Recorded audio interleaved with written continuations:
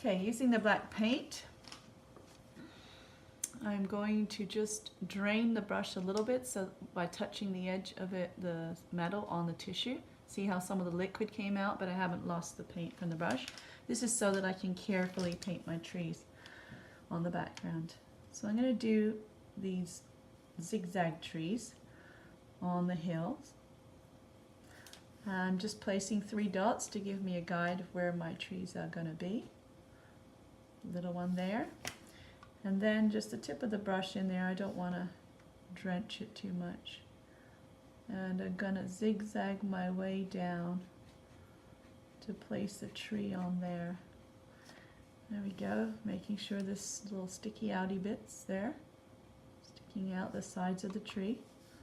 And there we go with the next one, zigzagging from very small at the top to wider and wider. Boom, sitting on the hill. I'm going to do a few trees on this side also. And remember that your point might be hidden behind the hill here, so you still want to keep your tree kind of vertical. And then a little bit of it can disappear behind the hill, so it's like you imagine this corner. And then we'll do another one here. He's sitting right up there.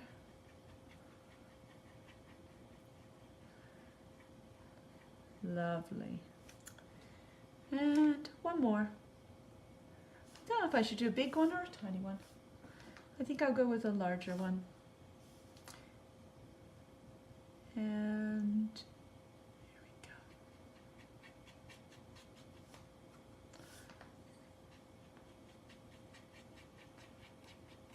You know, I'm not being too fussy about the brush strokes. I pressed the brush in quite a bit as I got to the lower branches because they're thicker and heavier anyway, so it filled the space in nicely. You know? And you want to just check your edges a little and have some bits sticking out. And there you go. Now you can see it taking shape. I'm going to put a few birds in the sky. I think it's dry enough. Again with the top of the M-shaped birds. And some getting a little smaller into the distance. And I want to use the very tip of my brush. It's gotten a bit thick with paint, so sometimes you have to give it a good wash, wipe it off, dip it back in your paint, roll it. So you roll your brush a little bit on the palette to try and join all the hairs together. And then drain it. And then, so you're re-establishing that fine point on your brush. And then I'm going to do a couple of birds with the wings upwards. Just a couple of strokes like that.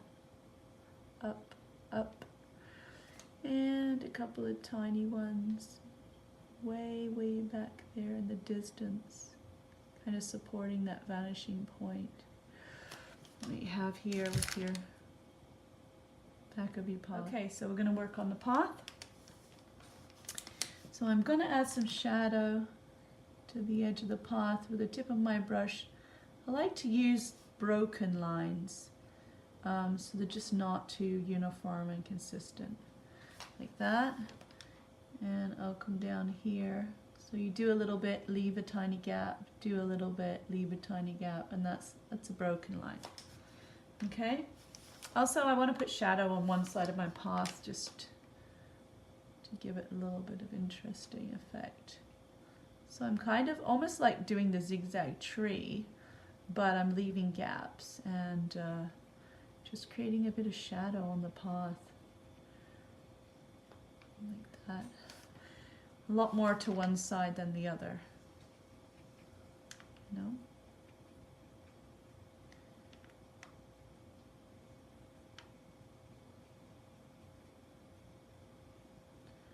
I guess the broken line didn't matter on that side.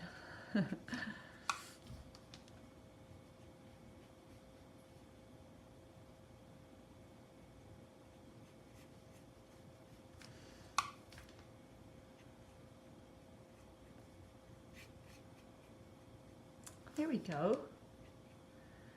And this is just a rustic like kind of path, so it's not paved or anything. so it can look pretty rough. That's good. And I think I might even like to add a few specks to the path. Now I have to be very careful. Oh, look how that black has gone up into that. Now I can wet that in a minute and dab it out, but I want to be a little bit careful. So I'll just put this paper across here, and I'm going to flick downwards with my brush. I'm getting a little bit of black paint, flicking downwards. I just want to create a few black specks just in the path area. I don't want them in the sky or anything, just to give a texture to the path, like that. Okay, and then I'll lift that up so that, you know, if a couple of little specks got on the other side, it's okay, because snow doesn't just look perfect all the time. So let's just dab these little dots of black here and just gently try to remove them. There we go. Now when that's really dry, if you've lost a lot of your color, you can just add it back in by touching the purple and gently touching those patches. Okay, I think we're going to need to let this dry before we do the next part. Oh, I do see one more thing to do just for a moment. I'm going to add a tiny bit of a broken black line to the top of the hill in the distance, because the trees are silhouettes, and I think the edge of the hill would be full of dark too. That's good. Are these dry? Oh yeah, so we actually can add a couple of little lines to the hill as well. Again, just supporting the shape of it. So a few lines that just go up like that. No. And on this side, just a couple of lines, kind of supporting the shape of the hill, and just like that.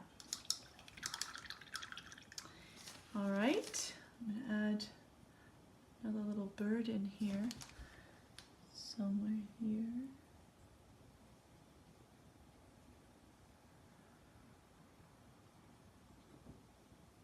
There. Okay, let that dry and I'll be back for the next step. Okay, so I've used some clean water to stir up my white paint, and the white paint is now a creamy texture, which is great.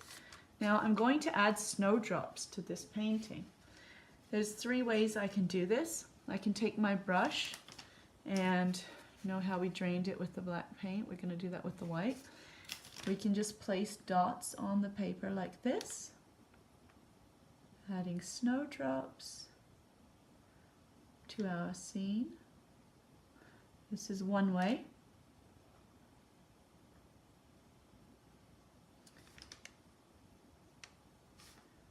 They're going to be everywhere, on the path, on hills, snowfalls, everywhere. Another way is to spatter the paint onto the painting by pointing your finger at the painting and flicking downwards with the brush off of your finger. So flick down, and you've got to move around when you're doing this so that you're not creating specific lines of drips. Like you can see up here there's a few lines, but you can't avoid all of it, but just make sure you're moving around as you're flicking so that you can get a nice balance of snowdrops all around. Now another way to do this and get finer snowdrops is to put the tip of a toothbrush in the paint and hold it like that and flick with your thumb downwards. Now if you flick the wrong way with the toothbrush, like that, backwards, you'll end up flicking paint in your eye. So make sure you start on the outside of the toothbrush and move in this motion, facing downwards at the paper. Okay, and it gives a mist. It gives like a misty effect of snow. See that tree just became very powdery white because the mist of the paint of the toothbrush. So you get a different effect with each technique. You'll get finer dots with the toothbrush, you'll get medium-sized dots with the spattering, and then you can get larger dots with dripping the paint like this with the tip of the brush. Like not dripping, tapping on the paper. And creating these larger dots to add variety to the drops of snow, which also gives the painting depth, because obviously things that are smaller are further in the distance, and the larger snowdrops might appear to be closer to you. Okay, and that is the painting. I am going to sign my J for Janine right here. Now that was a lot of fun. I look forward to creating the next class. I'll see you then.